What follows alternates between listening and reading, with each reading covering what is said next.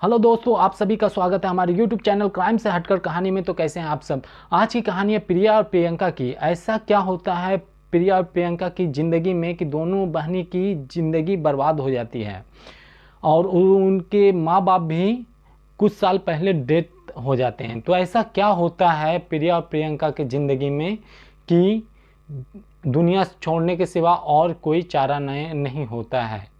चलिए जानते हैं ये कहानी प्रियंका और प्रिया की कहानी में। ये प्रिया और प्रियंका की एज 14 से 15 साल होती है और उनका जो माँ रहती है वो दोनों का वो हार्ट अटैक से डेथ कर जाती है, उसका मृत्यु हो जाता है। तो फिर कुछ दिन के बाद उसी गम में जो वो दोनों का पिताजी रहते हैं वो भी डेथ कर जाते हैं, यानी कि मर जाते हैं। तो फिर ये जो बेसहारा हो जाती है प्रियंका, प्रिया जो है ना, भाई भी कोई नहीं रहता, सिर्फ दो ही बहन रहती है और कोई नहीं रहता, और चाचा चाची भी रहती है तो वो कोई मतलब नहीं रखती है। तो ये सब दोनों बेसहारा रहती है। लेकिन क्या है, जो प्रिया और प्रियंका की माँ बाप थे, दोनों मिलकर के जो है ना एक घर बनाए थे और थोड़ा खेत था। तो दोनों जो है वो अपनी बेटी को दोनों को दे करके गए थे कि खेत में थोड़ा बहुत खेती करना और घर में रहना, अगर हम दोनों को कुछ हो गया तो यहाँ पे प्रियंका जो है ना अपना खेत में काम करती है, किसी तरह घर चलाती है, इसी तरह ज़िंदगी चलते रहता है। तो प्रिया और प्रियंका जो है ना सोचती है काश हम लोगों का और कोई सहारा होता, क्योंकि जो भी माता पिता थे हम दोनों का वो तो डेथ कर गए, वो तो है नहीं दुनिया में, तो हम लोगों का सहारा कौन बनेगा। तो जो प्रियंका रहती है वो एक लड़का से प्यार करना चालू कर देती है। तो जो प्रिया रहती है वो जानती है उसके बारे में कि प्रियंका किसी से प्यार कर रही है, लेकिन वो कुछ नहीं बोलती है क्योंकि उस दोनों का माइंड में ऐसा रहता है कि कोई हम लोगों का सहारा बने। तो ये सोचती है प्रिया कि अगर शादी हो जाएगा तो हम दोनों का सहारा बन जाएगा ये लड़का। तो इसी तरह चलते रहता है। तो एक दिन जो रोहित नाम का लड़का जो रहता है वो प्रियंका को कॉल करता है, अब बोलता है कि आओ ना मिलने के लिए खेत में, क्योंकि लवर रहता है। तो जो प्रियंका रहती है वो बोलती है कि चलो चलते हैं। तो अपनी बहन को नहीं कुछ बताती है और ये चली जाती है डायरेक्ट मिलने के लिए। जब मिलने के लिए जाती है तो जो है रोहित कि तैयार होकर के उधर बैठा हुआ रहता है और खेत में इतना बड़ा बड़ा झाड़ रहता है कि अगर थोड़ा सा अंदर कोई खेत के अंदर चला जाए तो आदमी दिखेगा नहीं। बहुत ही बड़ा बड़ा गाछ रहता है उसमें खेती का। तो प्रियंका जाती है उधर, बैठाता है उसको, वो खेत के बीच में ही बैठाता है रोहित, और बैठा करके बात करता है। बात करते करते इधर उधर टच करने लगता है। जब टच करने लगता है तो प्रियंका बोलती है कि ये सब मत करो, शादी के बाद हम दोनों करेंगे ना जो भी करना हो, अभी मत करो। तो जो रोहित रहता है बोलता है कि जो शादी के बाद करेंगे वो अभी कर लेंगे तो क्या दिक्कत है, ऐसे भी तुम मेरी वाइफ ही बनोगी, मेरी घरवाली ही बनोगी, तो क्या दिक्कत है। तो वो मना करती है, प्रियंका बहुत मना करती है, लेकिन वो नहीं मानता है। तो फिर जो है लास्ट में वो भी यही सोचती है कि बात तो सही बोल रहा है, इतना मुझसे प्यार करता, आज से नहीं 2 साल से लगभग प्यार कर रहा है, तो भरोसा तो है ही है। तो इस तरह वो संबंध बनाने लगते उधर ही। तो जैसे ही संबंध बना लेते हैं वो दोनों, तो उधर से जो रोहित का फ्रेंड था, राजू, महेश, ये सब जो है ना 4-5 फ्रेंड आ करके खड़े हो जाते हैं वहीं उसी जगह पे। खेत में जो गाछ था ना उसी के बीच में छुपे हुए थे। तुरंत वो सब फटाक से आ जाते हैं और घेर लेते हैं ये दोनों को। और घेरने के बाद बोलते हैं कि तुम लोग यहाँ पे क्या कर रहे हो। ये जो रहते हैं ना, सेटिंग रहता है ये लोग का, लड़का लोग का चारों पांचों का सेटिंग रहता है। आ करके घेर लेता है और घेरने के बाद बोलता है कि तुम लोग क्या कर रहे हैं यहाँ पे, अगर तुम लोग नहीं चाहता है कि हम लोग सबको हल्ला करें तो जो तुम लोग कर रहा था हम लोग को भी करने के लिए दो।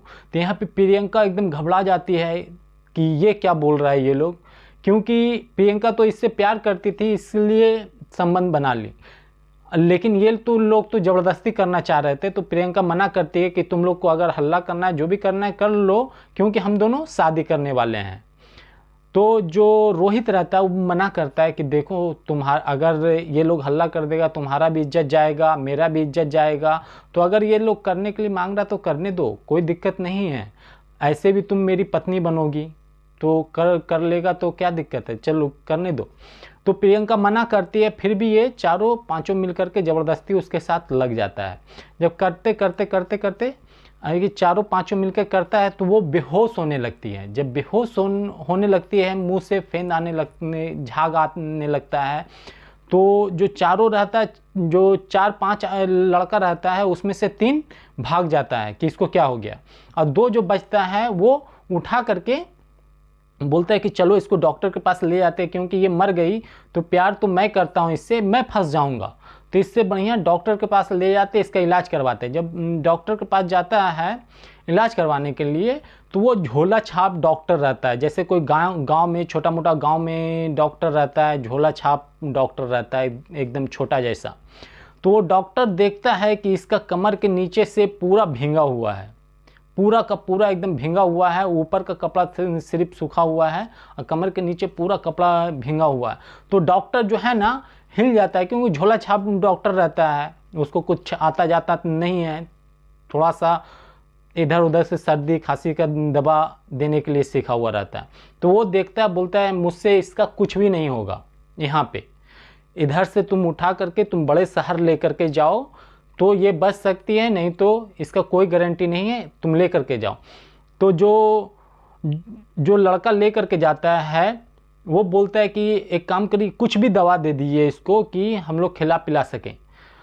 तो रोहित तो उसके लिए दवा लेता है, तो जो झोला छाप डॉक्टर रहता है तो ग्लूकोज का पाउडर और एक दर्द का कुछ भी गोली दे देता है, और बोलता है लेकर के जाओ, इधर रुको मत, इसको जल्दी से जल्दी इधर से लेकर के जाओ, तुम लोग क्या करके लेकर के आया, इसको क्या हो गया पता भी नहीं है मुझे, और मैं इसका इलाज भी नहीं कर सकता हूँ, कुछ हो गया यहाँ पे तो मैं फंस जाऊँगा, तुम लेकर के जाओ। तो झोला छाप डॉक्टर उसको भगा देता है। जब उधर से जाता है तो ये दोनों फिर बात करता है कि मोटरसाइकिल पे रहता है, एक लड़का पीछे से पकड़े हुए रहता है और एक गाड़ी चलाते हुए रहता है। तो ये दोनों आपस में बात करता है कि क्यों नहीं जिधर से हम लोग इसको उठा कर लेकर के आएँ उधर ही इसको वापस लेटा देते हैं, और इसकी बहन को कॉल करेंगे, इसकी बहन मुझे जानती है कि हम दोनों एक दूसरे से प्यार करते हैं, तो इसकी बहन आएगी उसके हवाले कर देंगे। तो ये लोग वापस ले जा करके जहाँ पे इसके साथ संबंध बनाता है प्रियंका के साथ, वहीं पे लेटा देता है। लेटाने के बाद जो प्रिया रहती है उसको कॉल करता है रोहित कि इधर तुम्हारी बहन का तबीयत ख़राब हो गया, मैं मिलने के लिए बुलाया था खेत के अंदर, और इधर इसका बहुत ज़्यादा तबीयत ख़राब हो गया, आ करके तुम देखो। जब प्रिया सुनती है तो उसके पैर से ज़मीन निकल जाता है कि ये क्या हो गया, मेरी ये आखिरी सहारा, आखिरी उम्मीद मेरी बहन, और वो भी उसके साथ क्या हो रहा है। तो ये रोते हुए खेत की तरफ भागती है। जब खेत की तरफ भागती है तो खेत के बाहर ये दोनों लड़का खड़ा रहता है। तो प्रिया जाकर पूछती है कि मेरी बहन का किधर है, तो वो फिर खेत के अंदर वो दोनों लेकर के जाता है, बोलता है देखो तुम्हारी बहन इधर लेटी हुई है। और जब प्रिया देखती है तो प्रियंका के मुंह से झाग ही निकल रहा होता है और बेहोश पड़ी हुई रहती है, कुछ भी नहीं। जब हाथ पे प्रिया छूती है तो वो मर चुकी होती है, उसका नब्ज चलना बंद हो चुका होता है। तो प्रिया जो है पूछती है कि मेरी बहन के साथ तुम लोग क्या किया, और तुम लोग कितना लड़का था, क्या क्या किया। तो वो लोग बोलता है कुछ नहीं किए, कुछ नहीं किए, कुछ नहीं किए, और उधर से भाग जाता है। तो यहाँ पे प्रिया बेसहारा हो जाती है। फिर जब खेत से बाहर निकल करके रोने लगती है तो पूरा गांव वाला इकट्ठा होता है, बोलो क्या हुआ क्या हुआ क्या हुआ, तुमको तो देखे अभी 2 लड़का के साथ अंदर गई खेत में और तुम फिर निकली रोते हुए, क्या हुआ। तो बताती है कि मेरी बहन जो प्रियंका है वो उधर गिरी हुई है, वो जिंदा है कि मर गई पता नहीं, वो लोग लड़का 4-5 था और इसके साथ उल्टा पुल्टा क्या किया पता नहीं। तो सब गांव वाला जाता है, उसको उठा करके ले करके आता है। जब बाहर ले करके आता है तो गांव वाला भी सब देखता है तो वो मर चुकी होती है। तो प्रियंका तो रो रो के उसका बुरा हाल रहता है, क्योंकि आखिरी उसकी उम्मीद उसकी बहन थी और आखिरी सहारा कि एक दूसरे के सहारा के बदौलत जी रही थी। और जो सोचा था कि रोहित इसके साथ शादी करेगा तो हम दोनों का सहारा बनेगा, लेकिन वो ऐसा काम किया कि उसका सहारा जो उसकी बहन थी उसको भी ख़त्म कर दिया। तो प्रियंका फिर गांव वाला पंचायत सबको बोलता है कि ये मेरे बहन के साथ ऐसा ऐसा किया है, तो फिर केस उस भी करती है। लेकिन क्या है, वो जितना भी रोहित का दोस्त और रोहित वो गांव छोड़ करके भाग जाते हैं कहीं और प्रिया जो है परेशान रहती है कि अब क्या करें। लेकिन कोई भी जो भी गांव वाला रहता है वो बोलता है कि इसको भी देखें वो लोग के साथ निकलते हुए।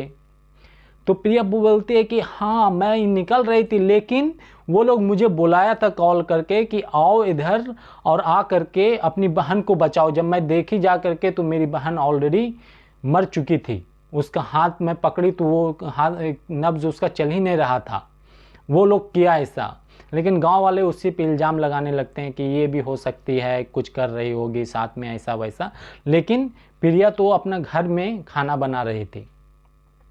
लेकिन कोई भी कुछ भी नहीं होता है, सब वो लड़के को ढूंढते हैं लेकिन मिलता नहीं है। लेकिन ये प्रिया जो रहती है बेसहारा रो करके एकदम अपने आप में टूट जाती है, क्योंकि वो तो एक अपना सहारा ढूंढ रही थी यहाँ, और इधर जो इसकी बहन थी वो भी ख़त्म हो जाती है।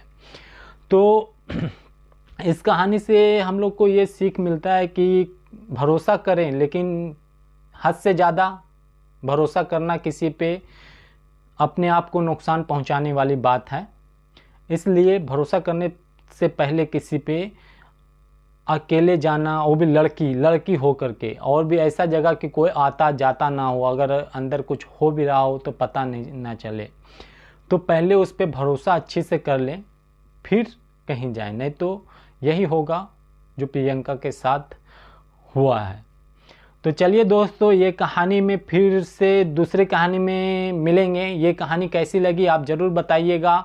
और छोटी मोटी गलतियां मुझसे बहुत हो रही अभी, क्योंकि मैं नया क्रिएटर हूं, तो फिर धीरे धीरे सब सही होगा। तो आप लोग सपोर्ट कीजिए और लाइक कमेंट सब्सक्राइब कीजिए, और कैसी लग रही है मेरी कहानी ज़रूर बताइएगा। हमारे चैनल को ज़रूर से ज़रूर सब्सक्राइब कीजिए। धन्यवाद।